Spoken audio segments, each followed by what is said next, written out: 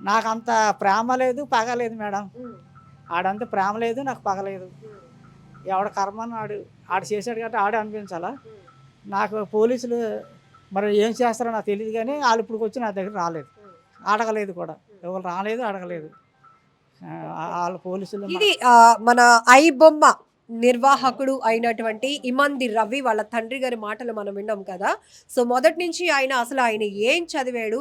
ఎలా పైకి ఎదగాలి అనుకున్నాడు? ఎన్ని రకాలుగా కుటుంబ వ్యవహారాల వల్ల డీవియేట్ అయిపోయినటువంటి ఫ్యామిలీ నుంచి రవి తన స్వతహాగా తన కాళ్ళ పైన తను నిలబడాలి, సంపాదించాలి, మంచిగా సెటిల్ అవ్వాలనే ఉద్దేశంతో 15 ఏళ్ల క్రితం హైదరాబాద్ ఎళ్ళినటువంటి ఈ వ్యక్తి ఆ తర్వాత ప్రేమ వివాహం కూడా చేసుకున్నాడు. అందమైన పాప కూడా ఉంది. అయినా ఆమె నుంచి కూడా విడిపోయాడు. తర్వాత ఈ వ్యవహారాల్లోనికి వెళ్ళాడు అనేది ఇప్పుడు మీడియా ద్వారా మా బంధువులు తన్ని అరెస్ట్ చేశారు. మీ అబ్బాయిని అరెస్ట్ చేశారు అని వార్త తెలిసిన తర్వాతే నేను కూడా షాక్ అయ్యాను అంటూ రవి తండ్రి అయిన చిన్నప్పారావు గారు చెప్తున్నారు.